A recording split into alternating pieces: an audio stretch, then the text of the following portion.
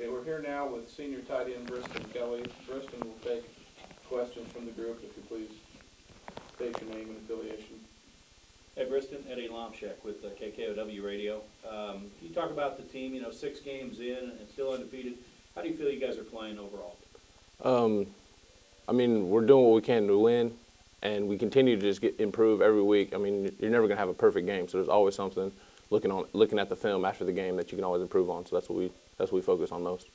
On the offense, how do you feel with the run-pass balance right now? It's obviously working, so I mean, I'm happy with it as long as it keeps helping us win. You've only had a couple of catches this year. Do you try and get them to throw you the ball more? Well, it's not really my spot to say. It's up to the coaches, but hopefully whenever they do decide to throw it, I'll catch it. For you in your time here, how do you think you've progressed going from playing basketball back to football? What's that been like to try and get back to a certain level of playing football? Well, it's been a great experience being here at Pitt State. I mean, the coaches have been really great, and then my teammates have helped me a lot. I mean, with the tight ends from the past, like Martin Burke and Ricky Ludeman, those guys that really helped me improve on like my footwork and my proper technique and all those things. So it's been great. As you look at this team, do you feel they're doing a good job of just going one game at a time and not looking too far ahead? Oh, definitely. The coaches really emphasize that. The coaches always say after a win that it's however many games that's been and then one to go. You don't want to focus on any other games except for the next one. It's homecoming. What's it like to play in this stadium on game day? It's a great atmosphere. We got a lot of people always showing up and celebrating, and when we do the gorilla walk, there's not really a much better feeling before a game. Michael Admire, KOA Fox 14. This team, you guys are playing this week, 0-5 in MIAA. You guys have had 6 quality wins prior to this. You got 3 big games coming up. How easy would it be to overlook a team like them? Well, the coaches really emphasize not looking over anybody, and that really helps us a lot. And so do the captains. They make sure everybody stays focused because we know that in this conference, anybody can be anybody on any given Saturday. What are some things that maybe in this game that you look at that possibly worry you or have worried the team? They're a very fast defense. I don't really know much about their offense because I only have to really worry about their defense. But I know that they're very fast, and if you don't do what your proper steps, your proper technique, that they can take advantage of it. You guys got snake bitten in homecoming last year. What's the focus on homecoming this year? What's your focus like going into this game? Just being working together as a team and making sure you knew all of your techniques right and make sure you take care of your job. You can't worry about the person next to you. You have to be sure you do what you're supposed to and hope that they'll take care of theirs. Hey, Bristen, I'm Greg Grisolano. I'm a columnist with TeamCom. I just wanted to ask you, you mentioned that every game there's always some room for improvement. What do you feel like the offense needs to work on to improve for this game on Saturday? Consistency, really. Just working on staying focused, making sure that every game or every play you know what you're supposed to do and you do it to the best of your ability.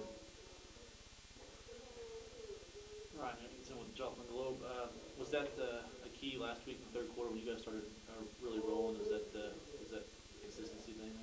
Well, at halftime, you always make your adjustments, and the coaches do a great job of getting us prepared for the second half and making sure we know everything that's going to go on. And when we got on the field, we just had a lot of confidence in each other, and we knew that as long as we kept that confidence, we were going to put up points. This team seems like this team and the coaching staff has been really done really well at halftime, making adjustments at Northwest to other games too. Is that something the team feels that they're able to do? Well, the coaches, they game plan for everything, and we know that we go in with a set of plans at the beginning for the first half, and then sometimes we may not change much, sometimes we might change a lot. So that kind of just depends on the game, and we just do our best to listen to what the coaches are telling us and try to do it when we get back on the field for the second half. Ryan brought up a good point about the third quarter. I noticed that you guys have outscored your opponents 66-7 in that quarter. What is it about the third quarter and coming out at halftime that allowed you guys to do that, especially when to start the games it seems like it takes a little bit longer for you guys to get warmed up and really get into a rhythm? I think it really just comes down to those halftime adjustments. The coaches really stressed like the importance of knowing this is what they've shown us in the first half, so this is what we're going to try and do to counterbalance that. And when they tell us what that, we just go with it and do the best we can with it. So you chalk it up to good coaching then? Definitely. All right, we're joined now by senior safety Paul Robinson. Paul will take questions from the group. Hey, Paul, Eddie Lomchek with KKOW Radio. Talk about, at this point in the season, how do you feel the defense is playing overall?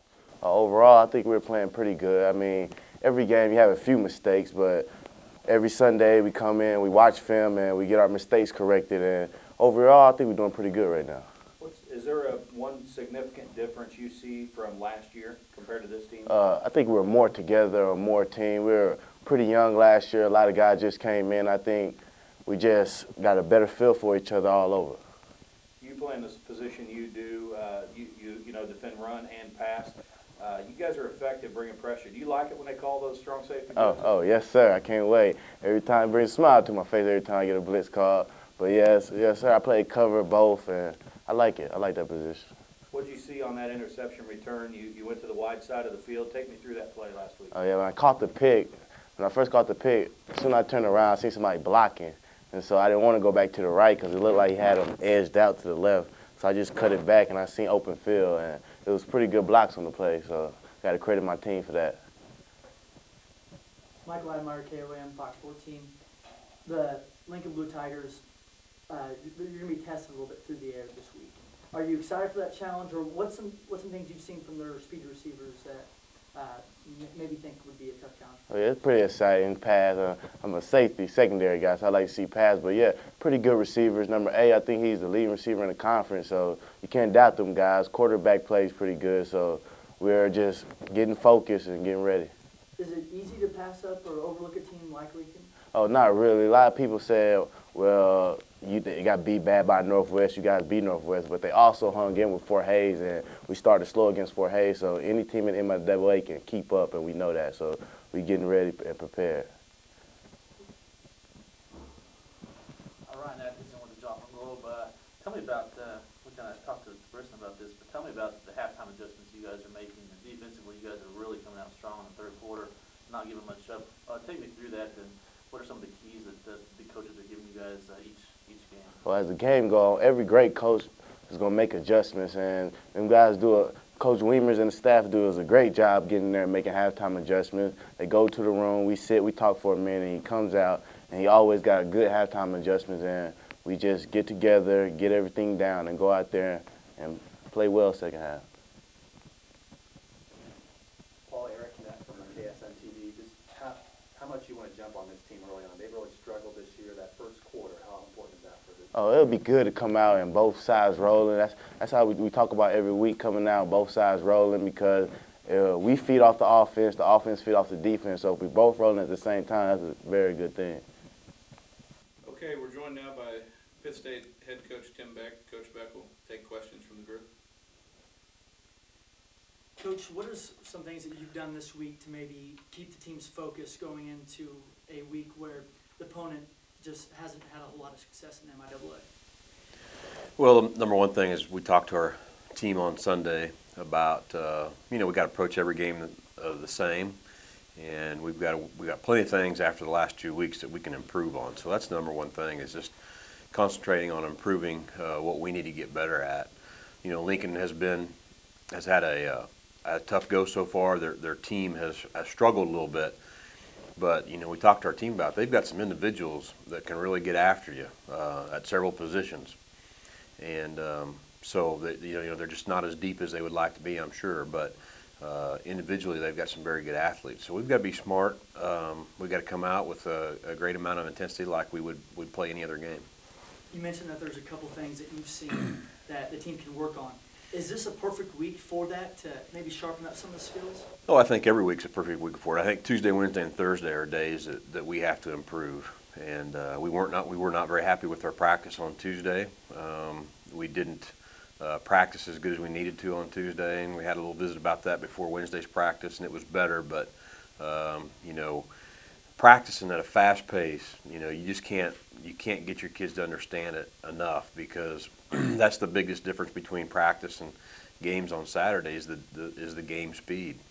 And so, it just really is tough on you if you don't practice at full speed with your timing on everything that you do offensively and defensively. So You know, it's just important, very important for us to practice at a very high level. We've done that pretty well up to this point. Again, Tuesday wasn't very good. Wednesday was better. Kind of a two-part question with their passing attack. What concerns you the most with their passing attack? And then on defensively, where do you guys think that you have a strength in the secondary against their passing team? You know, the first thing is, even though at Missouri Western, you know, Missouri Western was able to score a lot of points, but you'll never hear of anybody having 104 plays offensively, which they did, which goes to show you that they are able to put some things together and control the ball a little bit.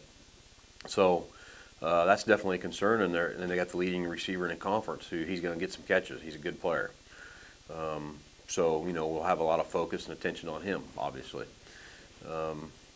And I'm sorry, what was the second part of your question? The passing defense, you guys have had a lot of success in the secondary.